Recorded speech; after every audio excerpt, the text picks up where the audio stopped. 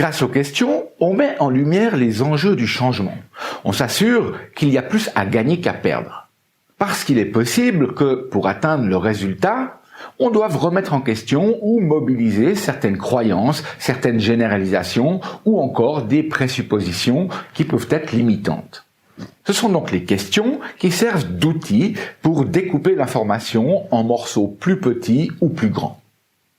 Et plus la carte du chemin qui mène au résultat est détaillée, plus on s'offre d'opportunités pour mobiliser les ressources et réunir les conditions nécessaires à réaliser le résultat dans de bonnes conditions. Aussi, chaque question donne une direction. Et la façon dont tu les poses dirige l'auditeur dans sa manière de penser. Bon, je crois que c'est assez clair pour l'instant. Maintenant, c'est quand que tu vas me dire, c'est quoi ces phases de questionnement? Bon, la première phase de questionnement porte sur le résultat à obtenir. Ça semble normal, n'est-ce pas? Tu veux savoir où aller ou vers quoi aller. Donc, tu donnes une direction vers le futur et tu diriges l'auditeur dans sa manière d'y penser. C'est comme notre coureur de marathon qui se retrouve sur la ligne de départ et qui regarde la ligne d'arrivée. Tu l'invites à penser au chemin à parcourir, à établir un gap entre le présent et le futur désiré. Pour détailler l'information, tu pourrais par exemple t'intéresser à ce qu'une personne veut changer, ou encore à ce qu'elle souhaite accomplir et pour quelle finalité. La deuxième phase de questionnement à poser porte sur les effets du résultat. Là, il s'agit d'amener la personne à faire comme si le résultat était déjà réalisé. Elle doit pouvoir vivre les conséquences du résultat, comme elle doit pouvoir évaluer les conséquences de la non-réalisation du résultat. Pour notre coureur de marathon, ce serait de le projeter après la ligne d'arrivée. Pour apporter plus de détails et mieux conscientiser les effets du changement, tu pourrais poser des questions du type « Que ferez-vous différemment lorsque le changement aura lieu ?»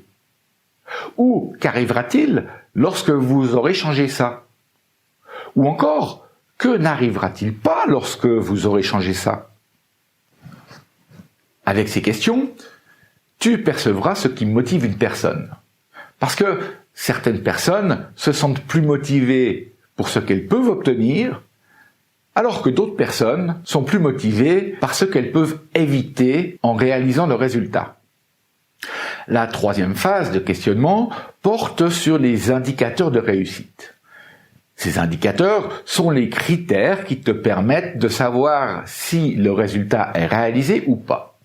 Ils t'aident également à définir si tu es sur le bon chemin pour réaliser le résultat.